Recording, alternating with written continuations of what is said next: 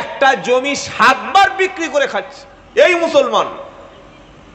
আপনি কি বলছেন? গজব কি এমনি এমনি এসছে?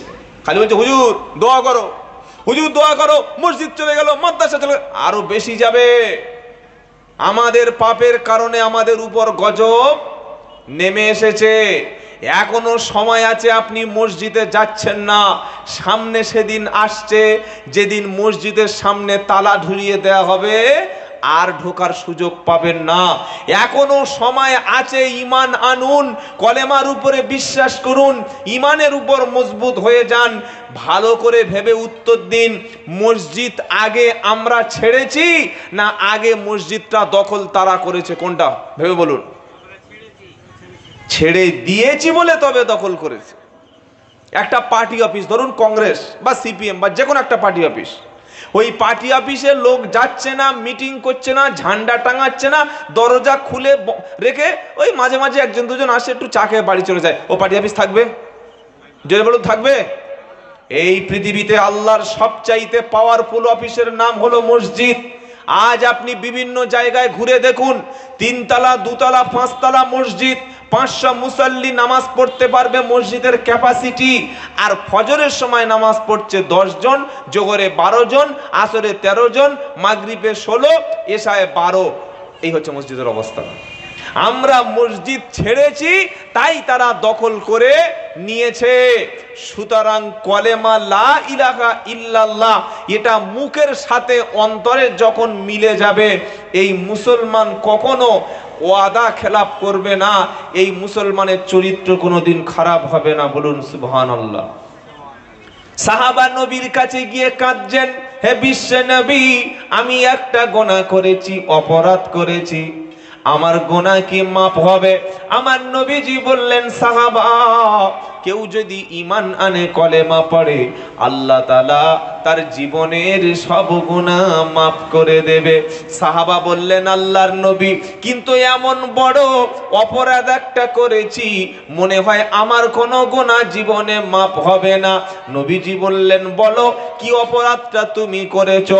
ওই মুসলমান বলল, আল্লাহর নবী, ঈমান আনার আগে আমি ছিলাম, আমার বিবির পেটে বাচ্চা ছিল, আমি কাজে গিয়েছিলাম ব্যাঙ্গালোর, সাপোজ উদাহরণ দিচ্ছি, ব্যাঙ্গালোরে কাজে যাওয়ার পর আমার বিবিকে বলে গেলাম, বিবি, আরবের নিয়ম অনুযায়ী যদি কন্যা সন্তান হয় তাহলে সন্তানটাকে নিয়ে একদম বহরমপুর হসপিটালে, বাচ্চা হলে ওখান থেকে নিয়ে চলে যাবে সোজা জলঙ্গি নদীতে, নদীর কাছে সন্তানকে তুমি পুঁতে ফেলে দেবে।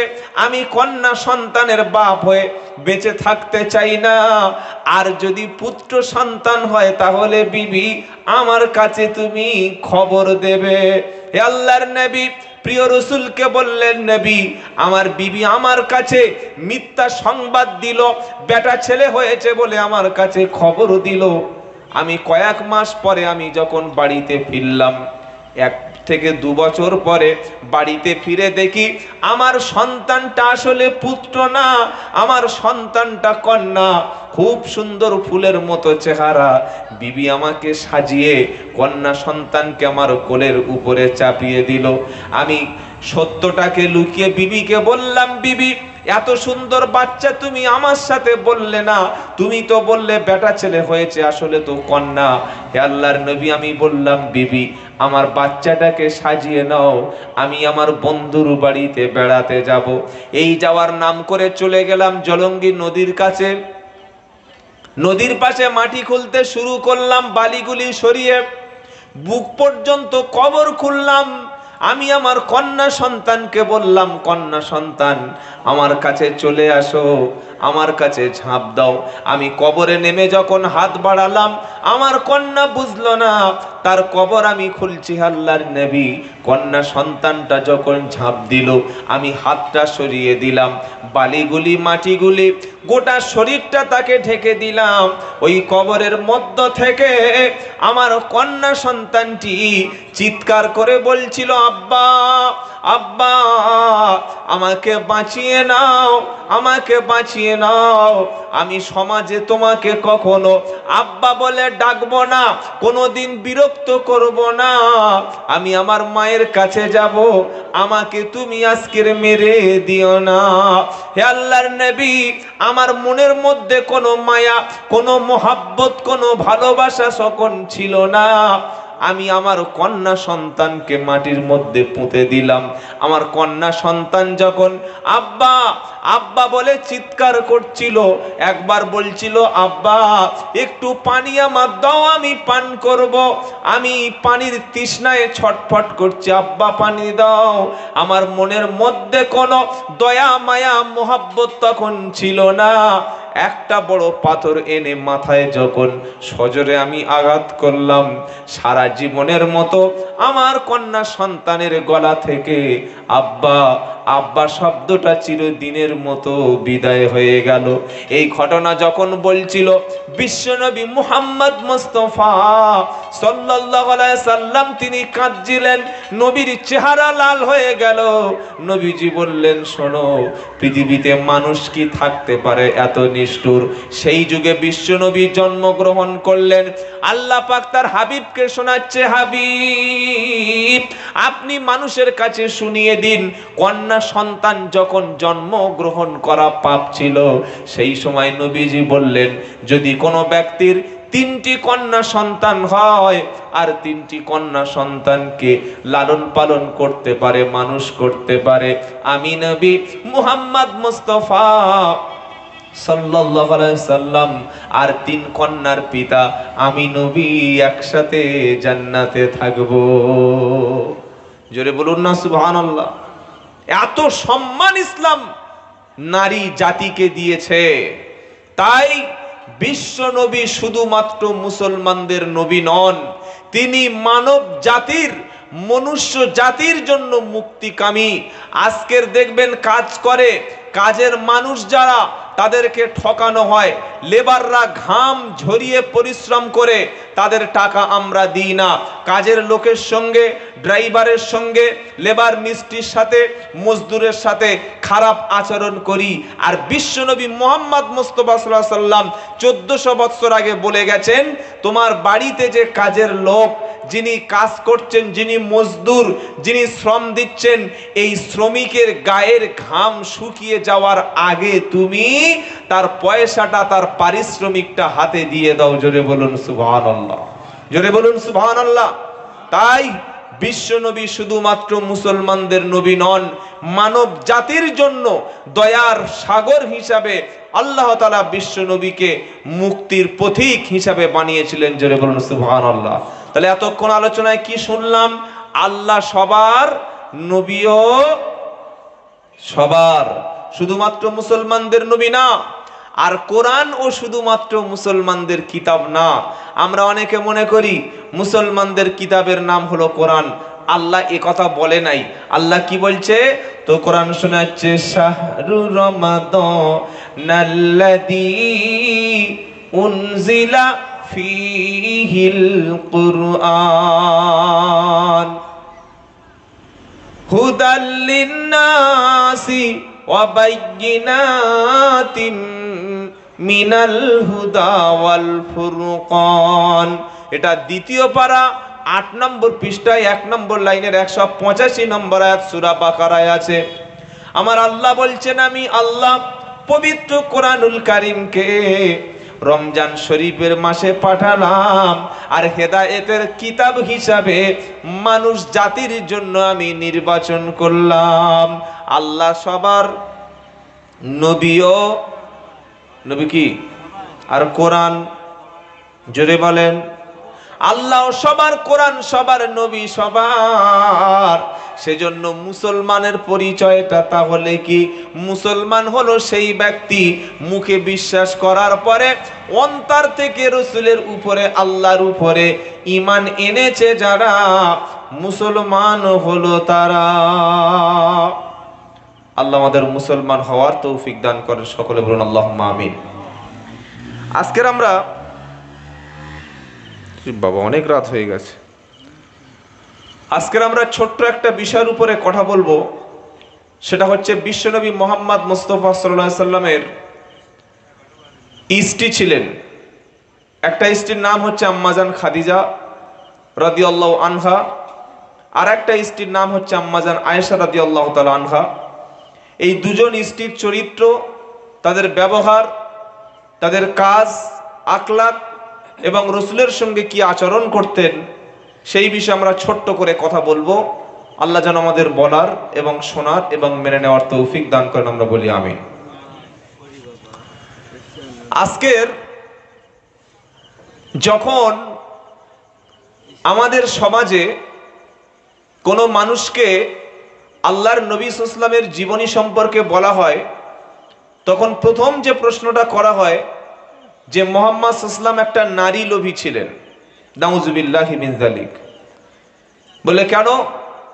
বলে মুহাম্মদ সাল্লাল্লাহু আলাইহি ওয়াসাল্লাম তিনি যদি নারী লোভী, নারীর দেখে তার যৌন কামনা যদি বেশি না থাকতো, তাহলে তিনি মুহাম্মদ সাল্লাল্লাহু আলাইহি ওয়াসাল্লাম তিনি একাধিক বিয়ে কেন করবে? আর এই মেয়েদের নিয়ে তিনি 8টা 10টা বিয়ে করে এই গোটা জীবনটা এনজয় করতে করতে কাটিয়ে দিয়েছিল। এই হচ্ছে মুহাম্মদ সাল্লাল্লাহু আলাইহি ওয়াসাল্লামের চরিত্র। এটা যখন একটা অমুসলিমকে বলা হয়, যখন ইতিহাসে পড়ে যে মুহাম্মদ সাল্লাল্লাহু আলাইহি ওয়াসাল্লামের একাধিক স্ত্রী ছিল, তার গোটা জিন্দেগিটা নারী নিয়ে ফুর্তি করতে করতে তার জীবন কেটে গেছে, সেই ব্যক্তিটা যদি নবীর জীবনী এতটুকুই তার কাছে জানে বা জানা থাকে, সেই ইসলাম সম্পর্কে, আল্লাহ সম্পর্কে, রাসূল করিম সাল্লাল্লাহু আলাইহি ওয়াসাল্লাম সম্পর্কে একটা ভুল ধারণা জন্মাবে না জন্মাবে না? বলুন। ধরুন আপনাদের মসজিদের ইমাম সাহেব 1 বছর ইমামতি করেছে। ইমাম সাহেবের গ্রামের একটা লোক এসে বলছে জুমার দিন, বলে এটা এই লোকটা তোমাদের ইমাম? বলে হ্যাঁ। এই তোমার ইমাম? বলে হ্যাঁ। বলে কতদিন আছে? বলে 1 বছর। বলে চেনো? পাড়ার ছেলেরা বলছে চিনবো না মানে? ইনি আমাদের ইমাম সাহেব, নামাজ পড়ান, জুমা পড়ান, ঈদের নামাজ পড়ান, তিনি আমাদের অত্যন্ত শ্রদ্ধেয় ইমাম, আমরা সম্মান করি একজন আলেম হিসেবে। চুপ! এই ইমাম চিটিংবাজ, মিথ্যাবাদী। বলে কেন? বলে ইমামের 6টা স্ত্রী আছে, 6টা। সেক্রেটারি সাহেবের চোখ তখন এত বড় বার হয়ে গেছে, 6টা? বলে কোনোদিন শুনিনি তো। তখন ওই লোকটা বলছে, আরে আমার বাড়ি আর ইমাম সাহেবের বাড়ি একদম একই পাড়ায়, 2 মিনিটের ডিস্টেন্স, একই জায়গা বাড়ি। আমি জানি না? আমাদের বাড়ির পাশের ছেলে 6টা বউ বাড়িতে আছে। আচ্ছা বলুন, আপনাদের ইমাম সাহেবের যদি 6টা বা 7টা স্ত্রী শোনেন, এটা শুনে ইমামের পিছনে নামাজ পড়তে, তাকে সালাম দিতে, তাকে খাওয়াতে, তাকে আপ্যায়ন করতে, তাকে সম্মান দিতে আপনার ভালো লাগবে? হ্যাঁ বানা বলছেন না কেন? বলবেন তো। একটা অমুসলিমকে, একজন হিন্দু ভাইকে, একজন অমুসলিমকে যখন বলা হয় মুহাম্মদ সাল্লাল্লাহু আলাইহি ওয়াসাল্লাম 9টা বিয়ে করেছিলেন, আর ওই বিবিগুলো নিয়ে আনন্দ, এনজয়, ফুর্তি করতে করতে তার জীবনটা কেটে গেছে, তার হাতে একটা তরবারি ছিল, তিনি কোরআন তুলে নিয়ে তরবারি নিয়ে অমুসলিমদের খাচ করে জবাই করে দিতেন, আর তিনি মক্কায় গিয়ে কাবা শরীফের 360টা মূর্তি ভেঙে দিয়েছিলেন। এই হচ্ছে মুহাম্মদ সাল্লাল্লাহু আলাইহি ওয়াসাল্লামের চরিত্র। তার নবী সম্পর্কে ধারণা খারাপ হবে কি হবে না? হবে কি হবে না? এইবার আপনি ভাবুন, হযরত মুহাম্মদ মুস্তাফা সাল্লাল্লাহু আলাইহি সাল্লামকে যারা কামুক বলছে, দুশ্চরিত্র বলছে, সোশ্যাল মিডিয়া অনেকে কমেন্টস করে যে মুহাম্মদ সাল্লাম যদি সত্যি এত ভালো মানুষ হলো, তাহলে তিনি এতগুলো বিয়ে কেন করলেন? এই প্রশ্নের উত্তরটা অন্তত শোনেন। হযরত মুহাম্মদ, এই বাবা ডিস্টার্ব করছে, তুলে বাইরে নিয়ে যাও। যারা ভলেন্টিয়ার্স আছে নিয়ে বাইরে যাও।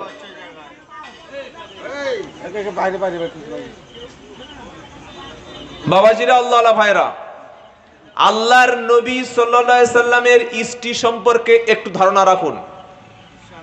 মুহাম্মদ সাল্লাল্লাহু আলাইহি সাল্লামের বয়স হলো তখন 25 বছর। কত বছর? 25। এই 25 বছর বয়সের সময় আরবের মানুষগুলি, মক্কার মানুষগুলি মুহাম্মদকে কেউ মুহাম্মদ বলতো না। কি বলতো? মুহাম্মদ সাল্লাল্লাহু আলাইহি সাল্লামকে 2টো নাম দিয়েছিল, একটা হলো আল আমিন আর একটা হলো আস সাদিক। একটা হলো বিশ্বাসী আর একটা হলো সত্যবাদী। জোরে বলুন সুবহানাল্লাহ। আজ মুসলমানদের মধ্যে শুধু যদি এই দুটো চরিত্র থাকতো, একটা হচ্ছে সত্যবাদী আর একটা হলো বিশ্বাসী, একটা হলো সত্য কথা আর একটা হলো বিশ্বস্ত, এই দুটো চরিত্র মুসলমানদের মধ্যে থাকলে কেউ আজকের আমাদের দিকে আঙ্গুল তুলে দেখতে পারতো না। কারণ আমরা মিথ্যা কথাও বলি আর আমরা অবিশ্বাসীও মানুষের সাথে করি। কিরকম অবিশ্বাসী করি? মসজিদের সেক্রেটারি, মাদ্রাসার ক্যাশিয়ার একটা সংস্থা চালাচ্ছে, মসজিদের জায়গা নিজের নামে দখল করে নেয়, ইমামের বেতন দিচ্ছে ৬০০০ টাকা, মসজিদের লক্ষ লক্ষ টাকা নিজের নামে অ্যাকাউন্টে ফ্রিজ করে দিয়েছে। এরকম ক্যাশিয়ার সভাপতি অনেক সময় আসে কি আসে না? আসে কি আসে না? অথচ আল্লাহর নবী সাল্লাল্লাহু আলাইহি ওয়াসাল্লামের 25 বছর বয়স পর্যন্ত মক্কার মানুষ তাকে বিশ্বাসী বলে ডাকতো। এই 25 বছর বয়স যখন হলো, আল্লাহর নবী সাল্লাল্লাহু আলাইহি ওয়াসাল্লামকে বিয়ের প্রস্তাব দিলেন। নাম হলো আম্মাজান খাদিজা রাদিয়াল্লাহু আনহা। বলুন সুবহানাল্লাহ। খাদিজার বয়স হলো 40 বছর। বিশ্বনবী মুহাম্মদ মুস্তাফা সাল্লাল্লাহু আলাইহি সাল্লামকে যখন বিয়ের প্রস্তাব দেওয়া হলো, আল্লাহর নবীর বয়স তখন 25 বছর আর খাদিজার বয়স তখন 40। এই 25 বছরের যুবক, আরবের শ্রেষ্ঠ যুবকটি, তার আগে তিনি কোনো বিয়ে করেনি। খাদিজা রাদিয়াল্লাহু তাআলা আনহা কিন্তু ইয়াং ছিলেন না, তিনি যুবতী ছিলেন না, তিনি কুমারী ছিলেন না। আম্মাজান খাদিজা রাদিয়াল্লাহু তাআলা আনহা আগে তিনি দুইবার বিয়ে হয়েছিলেন। প্রথম স্বামী মারা গেল, আর একটা বিয়ে হলো, তার দ্বিতীয় স্বামী মারা গেল। দুটো বিয়ের পরে তার সন্তান ছিল 4টি। আম্মাজান খাদিজার তৃতীয় স্বামীর নাম হলো মুহাম্মদ মুস্তাফা সাল্লাল্লাহু তাআলা আলাইহি ওয়াসাল্লাম। আরবের জমিনে কারো স্বামী মারা গেলে সেই মহিলাকে বিয়ে করার মতো কোনো পুরুষ সেখানে পাওয়া যেত না। বিশ্বনবী মুহাম্মদ মুস্তাফা সাল্লাল্লাহু আলাইহি সাল্লাম তিনি কোনো প্রশ্ন করলেন না, দ্বিধা করলেন না।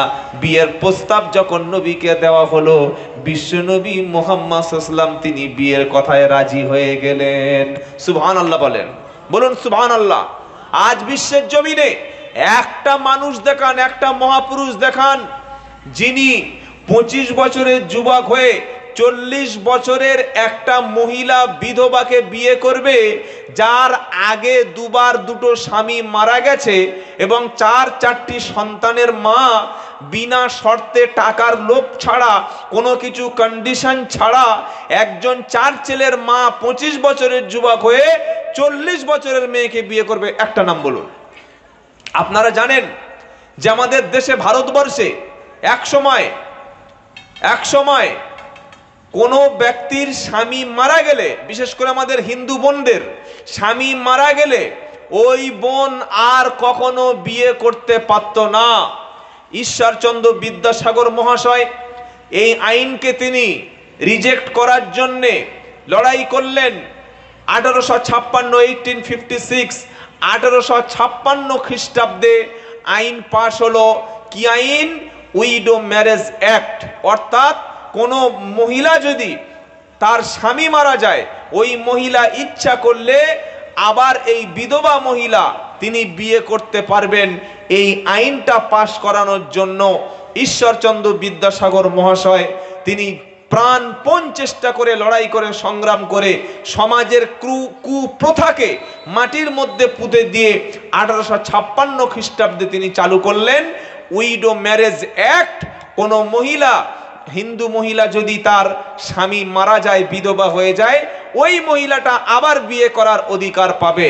এবার একটা প্রশ্ন করছি আপনাদের, আমরা ঈশ্বরচন্দ্র বিদ্যাসাগর মহাশয়কে আমরা শ্রদ্ধা করি, তিনি আইন প্রণয়নের জন্য অনেক চেষ্টা করেছেন, কিন্তু ঈশ্বরচন্দ্র বিদ্যাসাগর মহাশয় তিনি যখন বিয়ে করেছিলেন, তিনি কিন্তু কোনো বিধবা, কোনো তালাকপ্রাপ্তা মেয়েকে বিয়ে করেননি, বরং তিনি 9 বছরের একটা মহিলাকে তিনি বিয়ে করেছিলেন।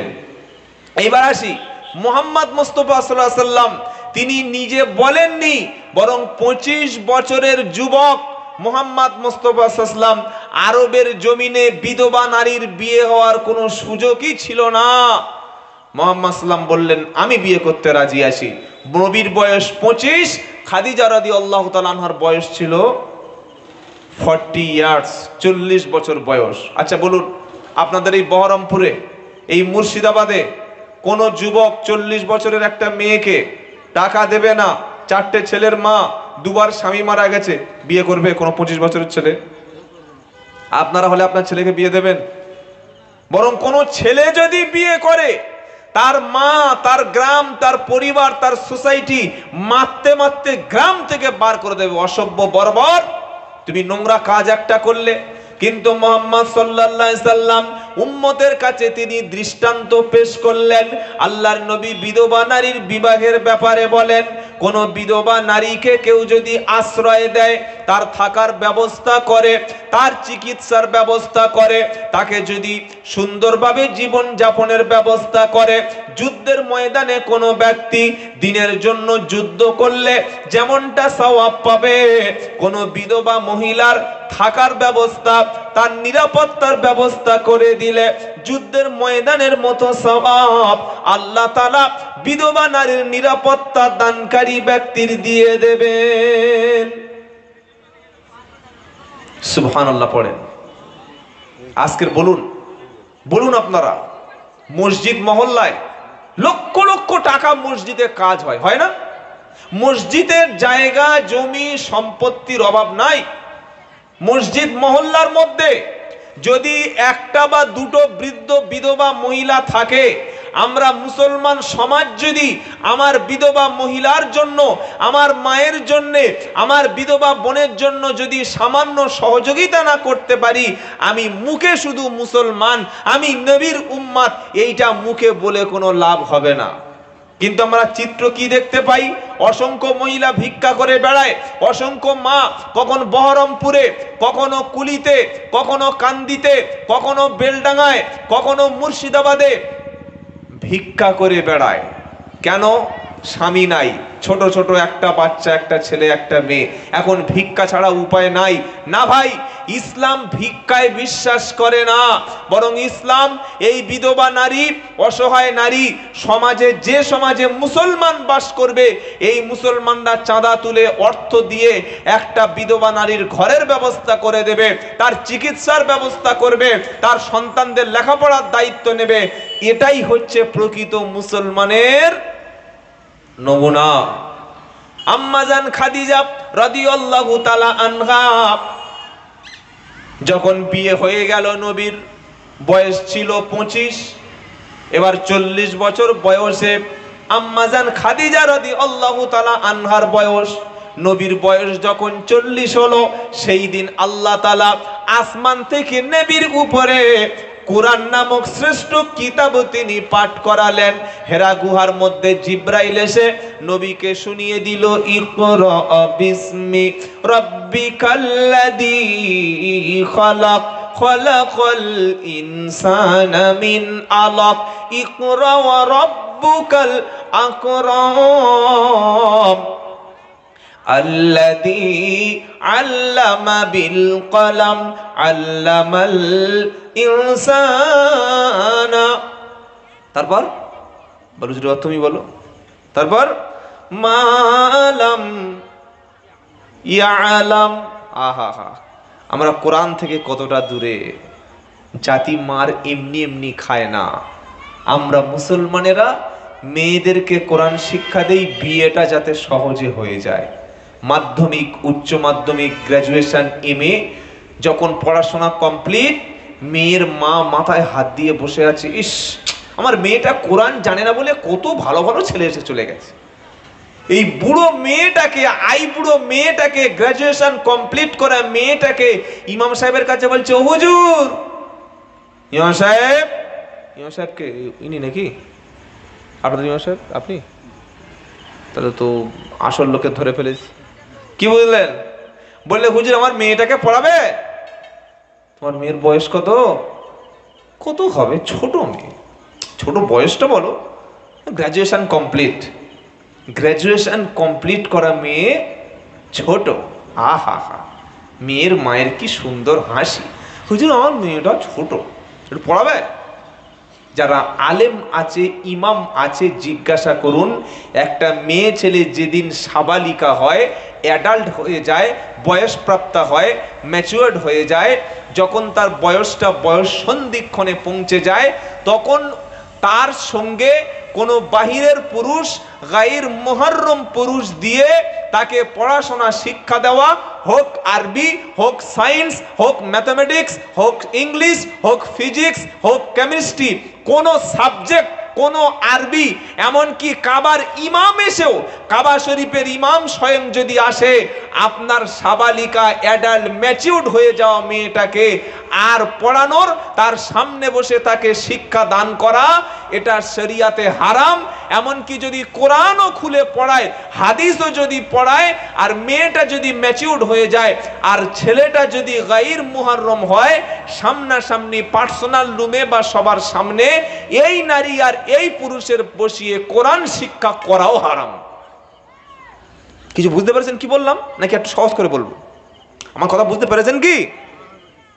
হ্যাঁ না কিছুই বলেন না। যদি বুঝতে না পারেন তাহলে 250 কিলোমিটার দূর থেকে বৃষ্টিতে ভিজে এসে আমার কোনো লাভ নাই। আমি তো এই ভাইদের বলছিলাম, সে লোক গেল কোথায়, ভাই আমি যাবো, বলে চলে আসুন, খালি বলছে চলে আসুন, বৃষ্টি হচ্ছে ভয় বলে চলে আসুন। কি বুঝলেন? তো এসে গেছি 250, আবার যাবো 250, 500 কিলোমিটার রাস্তা। আমি যে কথাটা বলছি আমি কি বোঝাতে পেরেছি? কাবা শরীফের ইমাম এসে আপনার অ্যাডাল্ট মেয়ে, আপনার সাবালিকা কন্যাকে যদি কোরআন শরীফ শিক্ষা দান করে, আর আপনার মেয়েটা ইমামের সামনে বসে থাকে, এটা শরিয়াতের দৃষ্টিতে জায়েজ না। বলে তাহলে আমার মেয়ে কোরআন শিখবে না, আমার মেয়ের বিয়ে হবে না, আমার মেয়ে নামাজ পড়বে না? ওরে হতভাগা, কোরআন শিক্ষা ফরজ, দ্বীন শিক্ষা ফরজ, ইলম শিক্ষা ফরজ। সেটা কখন? মাধ্যমিক পাশের আগে, 8 পাশের আগে, এইচএস পাস করার আগে।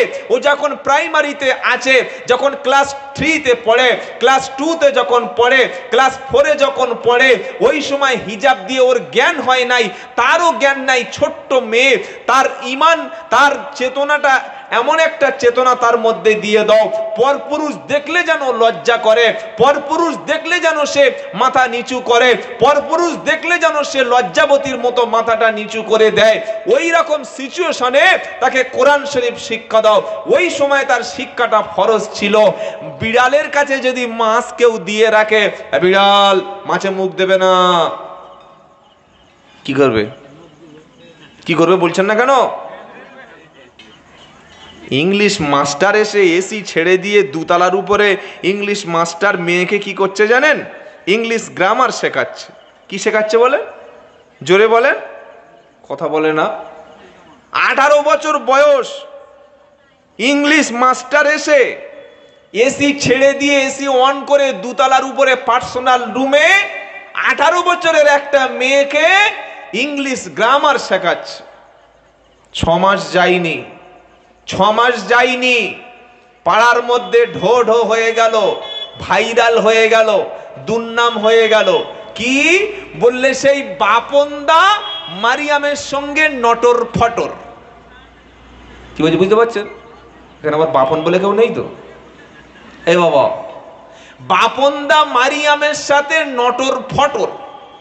তখন পাড়ার লোক বলছে কি করে হলো? খুব ভালো মেয়ে ছিল, আর বাপন দাও তো খুব খারাপ না। নবী বললেন, কোরআন শোনাচ্ছে, ওয়ালা তাকরাবুজ জিনা ইন্নাহু কানা ফাহিশাতান ওয়া সাআ সাবিলা।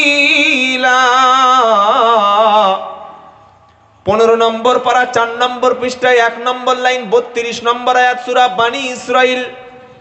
ওয়ালা তাকরাবুজ জিনা ইন্নাহু কানা ফাহিশাতান ওয়া সাআ সাবিলা। জেনা করো না, এটা আল্লাহ বলছেন না। কি বলছেন? জেনা করা দূরের কথা, জেনার নিকটবর্তী হয়েও না। যেখানে গেলে ঝামেলা, যেখানে গেলে ফাসাদ, যেখানে গেলে সম্মান নষ্ট, যেখানে গেলে ইজ্জত নষ্ট, যেখানে গেলে তোমার ছেলে তোমার মেয়ের জেনার মধ্যে লিপ্ত হতে পারে, ইসলাম বলছে ওই রাস্তাটা তুমি ধরবে না। এই রাস্তাটা হলো অশ্লীল। রাস্তাটা কি জোরে বলো? এই রাস্তাটা এখন বিভিন্ন জায়গায় পোস্টার পড়ছে, লেখা আছে বডি মেসেজ। দেখেছেন? দেখেন নাই? কার সাথে বলবো, সব মেসেজ করা লোক গিয়ে শুয়ে পড়েছে, আর বলবো কার সাথে? কি যারা বডি মেসেজ করা হয় তারা গিয়ে শুয়ে পড়েছে, আর যে লোকগুলো বসে আছে তাদের আর মেসেজ করার প্রয়োজন নেই। ও কবরে গেলে ফেরেশতা এমনি ফ্রিতে মেসেজ করে দেবে। কি বুঝলেন? তো বডি মেসেজ বলে একটা নাম্বার দিচ্ছে, আর সেখানে একটা মেয়ে ছেলের ছবি, গেঞ্জি পরে আছে, এরকম পিঠ ভালো করে মানে মেসেজ করছে, ডলে দিচ্ছে। এই হ্যান্ডবিল আপনারা দেখেছেন রাস্তাঘাটে? দেখেন নাই? দেখেছেন তো? Body message. কার বডি মেসেজ করবে? শওকাত, সেলিম, দীপক, আব্দুল্লাহ, হালিম, বাবলু, ফজলু, এই সমস্ত লোকদের। কে মেসেজ করবে? ওই অফিস থেকে একটা মহিলা পাঠাবে।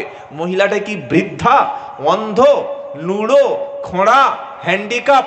নো, মহিলাটা আনম্যারিড, বয়স 23+ or 22+ or 18 or 19, এইরকম একটা বয়সের মহিলা এসে আপনার রুমে হয়তো 3 বা 4 হাজার টাকা সপ্তাহে 2 বার এসে ফ্রিতে আপনার বডিটা মেসেজ করে দেবে।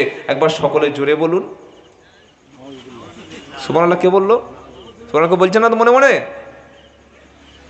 এটা হচ্ছে ওয়ালা তাকরাবুজ জিনা, জিনার নিকটবর্তী হয়ো না, জিনার নিকটবর্তী হয়ো না। ইন্নাহু কানা ফাহিশাতান ওয়া সাআ সাবিলা। আপনার মেয়ে মাধ্যমিক, উচ্চ মাধ্যমিক, graduation, MA, double MA, MSc, MCom, BCom, MTech, BTech, যত উচ্চ লেভেলের পড়াশোনা আছে ইসলাম সব পড়াশোনা আপনার মেয়েকে উৎসাহ করেছে, মোটিভেট করেছে, ইন্সপায়ার করেছে।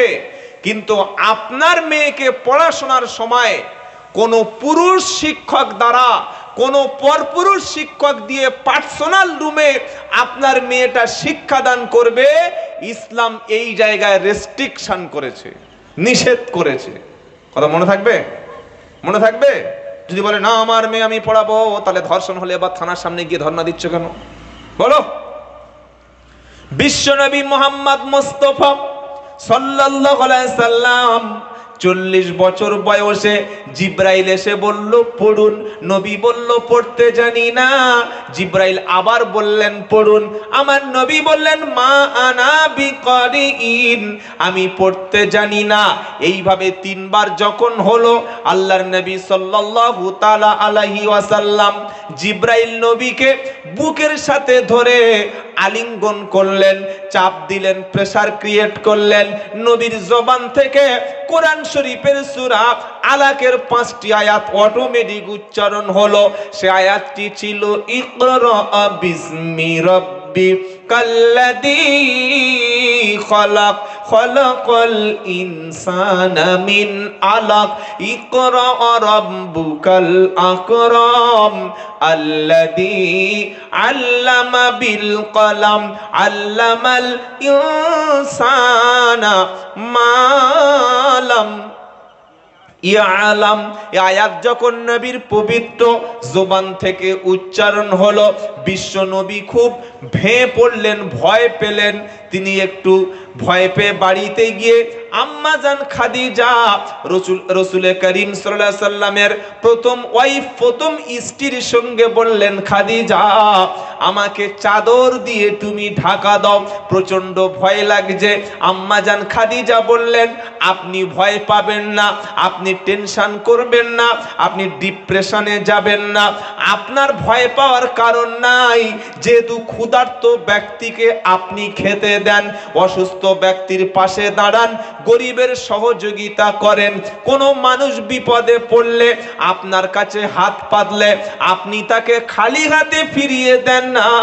হে আমার আবুল কাসেম মুহাম্মদ সাল্লাল্লাহু আলাইহি সাল্লাম, আপনি ভয় পাবেন না। স্ত্রী যদি স্বামীকে সান্ত্বনা দেয়, তার চাইতে বড় সান্ত্বনা আর পৃথিবীতে কিছুই হতে জোরে বলেন পারে না। আপনি সারাদিন বাজার করেছেন, পুরুষ মানুষ কখন কষ্ট পায় জানেন? পুরুষ মানুষ সকাল 6টা থেকে সন্ধ্যা 6টা 10 ঘন্টা 12 ঘন্টা গরুর মতো পরিশ্রম করে, দুপুরে সামান্য কটা রুটি একটু পানি খেয়ে রাস্তার পাশে রোদের ছায়ায় গাছের ছায়ায় শুয়ে পড়ে। সারাদিন হাড় হিম করা পরিশ্রম, অতটা কষ্ট পুরুষের হয় না পুরুষ যখন স্ত্রীর কাছ থেকে খারাপ আচরণটা পায়। সারাদিন কাজ করে বাড়িতে গিয়ে বলছে, হালিমা, ও হালিমা দরজাটা খোলো। ছুটে এসে কোমরে কাপড় দিয়ে বলছে, কি হয়েছে বলো তো। এমন জোরে চিৎকার করে উঠেছে। স্বামী তখন বলছে, প্লিজ ক্ষমা করো, ভিক্ষার দরকার নাই, কুত্তাটা অন্তত থাকো। এমন মুখের ভাষা, প্রচুর মানুষ আছে মুখের ভাষার জন্য জাহান্নামে যাবে। ইসলাম বলছে অকুলুল নাসি হুসনা, তোমরা হাসি মুখে মিষ্টি ভাবে কথা বলো, কারণ হাসি মুখে কথা বলা হলো একটা সৎকার নেকি। জোরে বলুন সুবহানাল্লাহ। স্বামী যখন সারাদিন পরিশ্রম করে বাড়িতে চলে আসবে, স্বামী এসে আসসালামু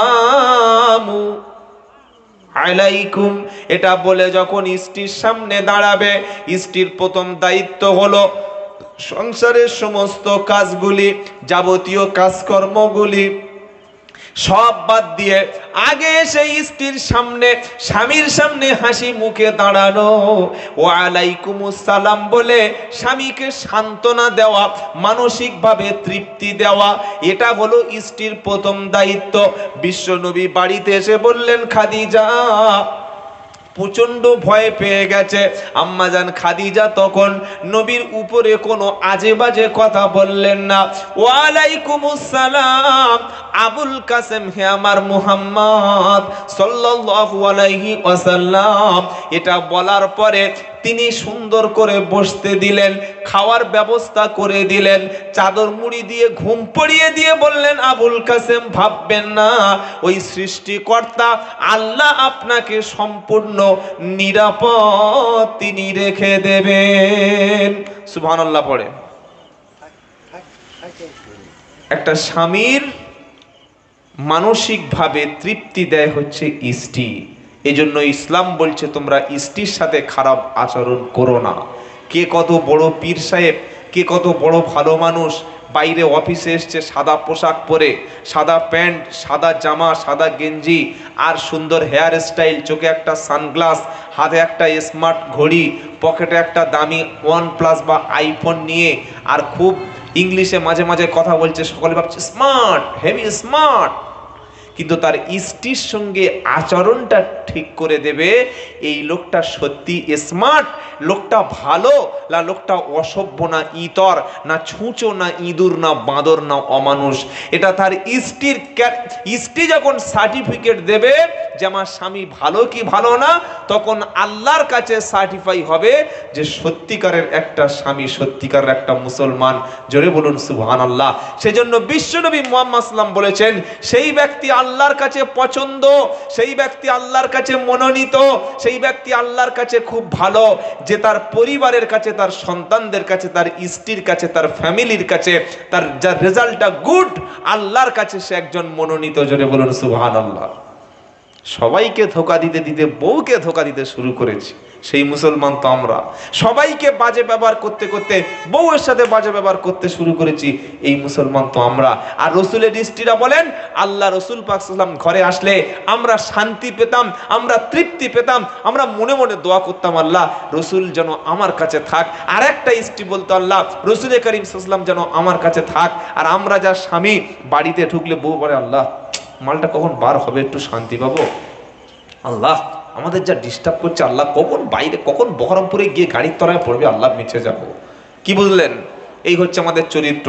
এজন্য আগে ভালো মানুষ হতে হবে, ক্যারেক্টার ঠিক করতে হবে, তবে আল্লাহ আপনাকে মুসলমান বলে মেনে নেবে। এই খাদিজা রাদিয়াল্লাহু তাআলা আনহা সম্পর্কে আল্লাহর নবী করিম সাল্লাল্লাহু আলাইহি ওয়াসাল্লাম বলেছেন, খাদিজা হলো জান্নাতি। যারা বলুন সুবহানাল্লাহ। আম্মাজান খাদিজা রাদিয়াল্লাহু তাআলা আনহা, বিশ্ব নবীকে তিনি এত ভালোবাসতেন, এত কেয়ার করতেন। আল্লাহর নবীর উপরে কোরআন নাজিল হচ্ছিল, নবী হেরা গুহায় যতক্ষণ বসে বসে বিশ্ববাসীকে নিয়ে ধ্যান করছিলেন, মক্কা থেকে হেরা গুহা, আল্লাহর নবী সাল্লাল্লাহু আলাইহি সাল্লামের স্ত্রী আম্মা জান খাদিজা রাদিয়াল্লাহু তাআলা আনহা খাবার নিয়ে, রুচি নিয়ে, পানি নিয়ে, খেজুর নিয়ে 2 থেকে 2.5 কিলোমিটার রাস্তা পায়ে হেঁটে পাড়ি দিয়ে পাহাড়ের উপর উঠে আম্মা জান খাদিজা বিশ্ব নবীর জন্য খাবারের ব্যবস্থা করতেন। বলুন সুবহানাল্লাহ। এই খাদিজা রাদিয়াল্লাহু তাআলা আনহা ইন্তেকালের আগে আল্লাহর নবী বলেছেন, আমার খাদিজা হলো জান্নাতি,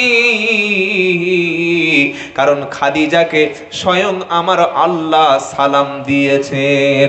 সুবহানাল্লাহ বিহামদি সুবহানাল্লাহ আযীম। তাই আমার মায়েরা যারা এসেছেন, আমি আব্দুল্লাহ জুবায়ের আপনাদের অনুরোধ করব, জীবনে অনেক গল্প, অনেক রং তামাশা, অনেক ফানি ভিডিও দেখেন, ফোনের মধ্যে অনেক সময় অপচয় করেন।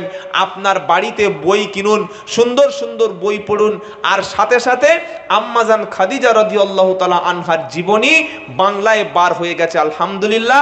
প্রত্যেকটি ফ্যামিলিতে আম্মা জান খাদিজা রাদিয়াল্লাহু তাআলা আনহার জীবনী একটা রাখুন। আরে আমি তো বলতে শুরু করলে সারা জীবন বলেও রাসূলের স্ত্রীর জীবনী শেষ হবে না, কিন্তু শোনা কথা বেশিক্ষণ মনে থাকে না। আমরা টাইমটা ওইদিকে পাস করতে চাইছি না।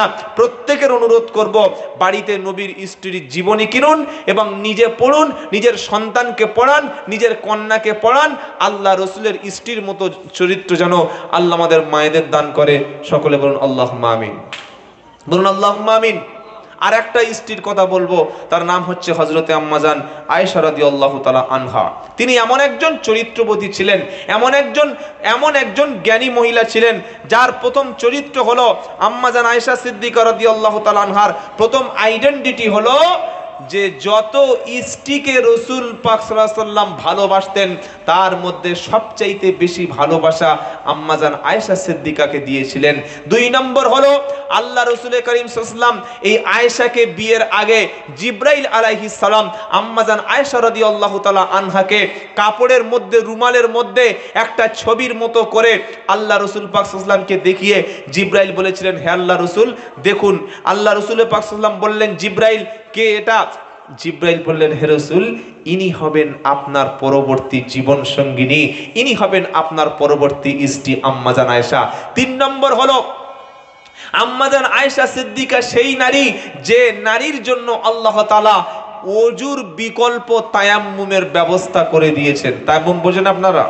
শরীরে প্রচন্ড জ্বর কিংবা কোনো জায়গায় ইনজুরি হয়ে গেছে, হাতে পায়ে কেটে গেছে, বা এত জ্বর এত ঠান্ডা আছে ডাক্তার বলেছে পানিতে টাচ করা যাবে না, অথবা এমন একটা দূরে সফরে চলে গেছেন সেখানে পানি পাচ্ছেন না, অথচ নামাজ পড়তে হবে, এই সময় আপনি কি করবেন? পানি নাই, পানির বিকল্প কি? তায়াম্মুম। পবিত্র মাটি, পবিত্র পাথর, পবিত্র বালি, পবিত্র ধূলিকণা, পবিত্র ইট, পবিত্র পাথর, পবিত্র দেওয়াল, এরকম কিছুর উপরে 2টি হাত দিয়ে প্রথমে টাচ করে মুখটা মাসাহা করে নিলেন, আবার হাত দিয়ে ভালো করে ধুলাগুলো ঝেড়ে বাম হাতটা ডান হাতের উপরে, ডান হাতটা বাম হাতের উপরে ভালো করে মাসাহা করে নিলেন। এটা গোসল এবং ওযুর বিকল্প হয়ে গেল, শরীর পবিত্র হয়ে গেল, আপনি নামাজও পড়তে পারবেন, কোরআনও পড়তে পারবেন। বলুন সুবহানাল্লাহ। এই তায়াম্মুমের আয়াতটা আল্লাহ রাব্বুল আলামিন আম্মা জান আয়েশা সিদ্দিকা রাদিয়াল্লাহু তাআলা আনহার শানে তিনি নাজিল করেছিলেন। বলুন সুবহানাল্লাহ। এত চরিত্রবান স্ত্রী আম্মা জান আয়েশা সিদ্দিকা ছিলেন। আম্মা জান আয়েশা সিদ্দিকা রাদিয়াল্লাহু তাআলা আনহা তিনি ছিলেন এডুকেটেড। কতটা জ্ঞান ছিল? গোটা কোরআনের হাফেজ তিনি ছিলেন। সেই সাথে 2210টি হাদিস আম্মা জান আয়েশা সিদ্দিকা রাদিয়াল্লাহু তাআলা আনহা তার মুখস্থ ছিল। 3 নম্বর হলো তিনি ছিলেন একজন শিক্ষিকা। পর্দার আড়াল থেকে আম্মা জান আয়েশা সিদ্দিকা রাদিয়াল্লাহু তাআলা আনহা তিনি সাহাবাদের শিক্ষা দিতেন। আজ আমাদের মহিলাদের মধ্যে আমরা ছেলেদের লেখাপড়া শিক্ষা দিই, কিন্তু মহিলাদের লেখাপড়া শিক্ষা দিই না। মনে করি ও তো পরের বাড়ি চলে যাবে, ও তো সেই স্বামীর খেদমত করবে, ওকে শিক্ষা দিয়ে লাভ নাই। অথচ ইসলাম বলছে তলাবুল ইলমি ফারিজাতুন আলা কুল্লি মুসলিম। প্রত্যেকটি মোমেন পুরুষ, প্রত্যেকটি মোমেনা নারীর উপরে জ্ঞান চর্চা করা, ইলম অর্জন করা, ইসলাম শিক্ষা করা প্রত্যেকের উপরে ফরজ করে দিয়েছে।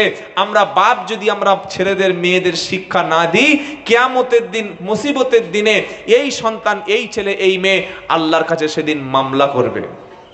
কি বলবে? কোরআন শোনাচ্ছে ওয়াকালাল্লাযীনা কাফারু রব্বানা আরিনাল্লাযাইনি আদাল্লানা মিনাল জিন্নি ওয়াল ইনস নাজআলহুমা তাহতা আকদামিনা লিয়াকুনা মিনাল আসফালিন। 24 পারা 19 পৃষ্ঠা প্রথম লাইনের 29 নম্বর আয়াত সূরা হামিম সাজদা। সেদিন জাহান্নামীরা বলবে রব্বানা আরিনাল্লাযাইনি আদাল্লানা মিনাল জিন্নি ওয়াল ইনস নাজআলহুমা তাহতা আকদামিনা লিয়াকুনা মিনাল আসফালিন। রব্বুল আলামিন আল্লাহ মা এবং বাপের মধ্যে, আমার অভিভাবকদের মধ্যে আমাকে যারা সমাজে পরিচালনা করেছিল, আমি নামাজ জানতাম না, কোরআন জিনিসটা কি জানতাম না, পাক কিভাবে হতে হয়, নাপাক হলে কিভাবে পবিত্র হতে হয়, হালাল কোনটা হারাম কোনটা, শিরিক কোনটা বিদআত কোনটা, সুন্নাত কোনটা জায়েজ কোনটা, এগুলি আমি জানতাম না। আমাকে কেউ শিক্ষা দেয় নাই, আমাকে কেউ আল্লাহ চিনিয়ে দেয় নাই। আমি মসজিদ জানতাম না, কোরআন আমি পড়তে পারতাম না, আমি মদ খেতাম, জেনা করতাম, সুদ খেতাম, অন্যায় করতাম, আমি যত হারাম অনুষ্ঠান ছিল সব জায়গায় আমি যেতাম। আয় আল্লাহ, আমাকে সঠিক পথে আনলো না কারা, তাদেরকে দেখিয়ে দাও। আল্লাহর ফেরেশতারা সেদিন বাপকে মাকে দেখিয়ে দেবে, গার্জেনকে দেখিয়ে দেবে, অভিভাবককে দেখিয়ে দেবে।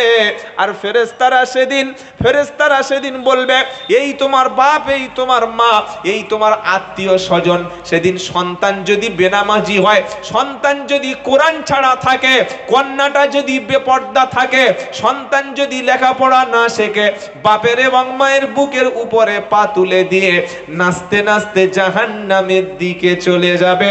বাঁচার রাস্তা সেদিন পাওয়া যাবে না।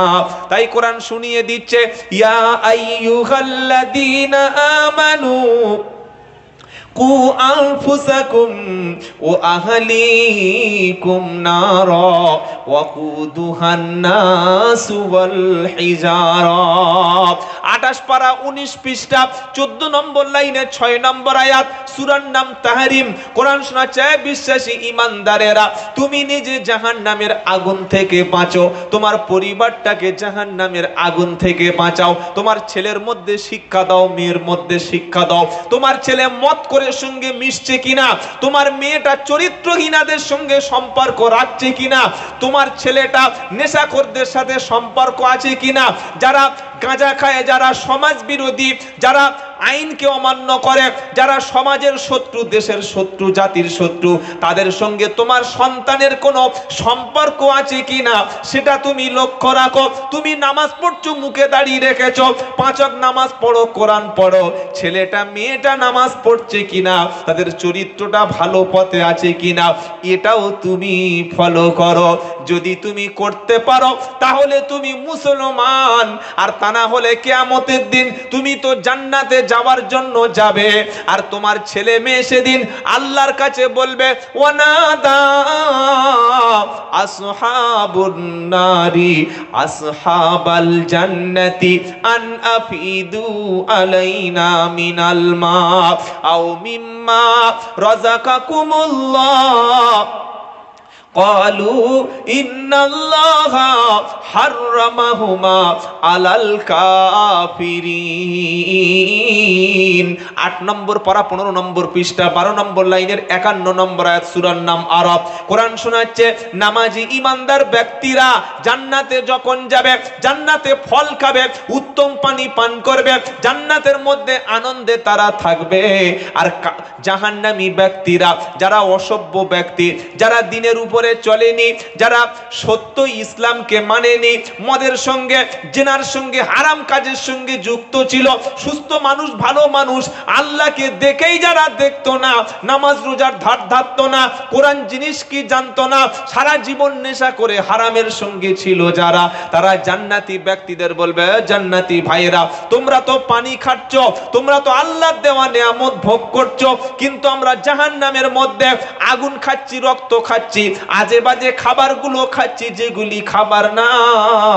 আল্লাহ তোমাদের যে পানি দিয়েছে, আল্লাহ তোমাদের যে খাবার দিয়েছে, আমাদের দিকে একটু ছুড়ে দাও। তো কোরআন শোনাচ্ছে, ওয়ানাদা আসহাবুন নারি আসহাবাল জান্নাতি আন আফিদু আলাইনা মিনাল মা। তখন জান্নাতি ব্যক্তিরা বলবে, এ জাহান্নামী আগুনের ব্যক্তিরা, ক্বালু ইন্নাল্লাহা হাররামাহুমা আলাল কাফিরিন। আল্লাহ রব্বুল আলামিন জান্নাতের খাবার, জান্নাতের নাজ নেয়ামতগুলো অবিশ্বাসী কাফেরদের জন্য হারাম সেদিন করে দিয়েছে। তো জাহান্নামীরা বলবে, রব্বানা, আজকে কেন জাহান্নামে এলাম? আমাদেরকে ভুল পথে কারা নিয়ে এসেছিল? আল্লাহ সেদিন বলবে, চুপ কর, তোদের সামনে কোরআন ছিল, তোদের বাড়ির কাছে মসজিদ ছিল, তোদের গ্রামে মাদ্রাসা ছিল, আলেম ছিল, ওলামা ছিল, তারা চিৎকার করে করে তোদের সামনে কোরআনগুলো খুলে খুলে বলল, তোরা শুনেছিলিস, তোরা শুনে বিশ্বাস করেছিলিস। বললে আল্লাহ তো শুনতাম। তো কোরআন শোনাচ্ছে, আলাম তাকুন আয়াতি তুতুলা আলাইকুম ফাকুনতুম বিহা তুকাদ্দিবুন। 18 নম্বর পারা, 8 নম্বর পৃষ্ঠা, 1 নম্বর লাইনের 105 নম্বর আয়াত, সূরার নাম মুমিনুন। কোরআন শোনাচ্ছে, জাহান্নামী ব্যক্তিদেরকে জিজ্ঞাসা করা হবে, আলাম তাকুন আয়াতি তুতুলা আলাইকুম ফাকুনতুম বিহা তুকাদ্দিবুন। এ জাহান্নামী ব্যক্তিরা, তোমাদের সামনে আমার পক্ষ থেকে, আমার কোরআন, আমার কিতাব থেকে কোনো কথা কি আলোচনা হয়নি? যখন তোমাদের সামনে আমার কোরআনগুলি খুলে খুলে আলোচনা করা হতো, তখন তোমরা মিথ্যা মনে করে উড়ে চলে যেতে, মিথ্যা মনে করে কথাগুলি উড়িয়ে দিতে। জাহান্নামীরা বলবে, রব্বানা আখরিজনা মিনহা ফাইন উদনা ফাইন্না যালিমুন।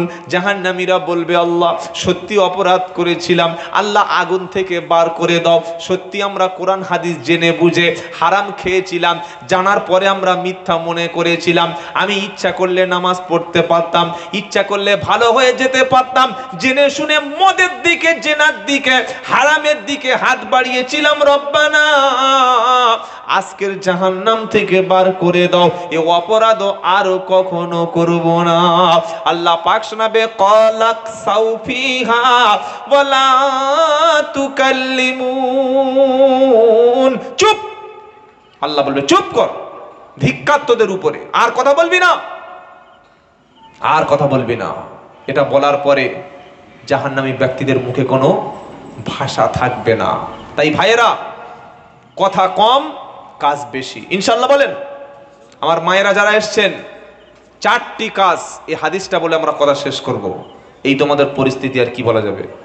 4টি কাজ যদি কোনো মেয়ে ছেলে করতে পারেন, বিশ্বনবী মুহাম্মদ মুস্তাফা সাল্লাল্লাহু আলাইহি সাল্লাম বলেন, ওই নারীটা মরণের পরে আল্লাহ তাআলা তার জন্য জান্নাতের সব দরজা খুলে দেবেন। বলুন সুবহানাল্লাহ।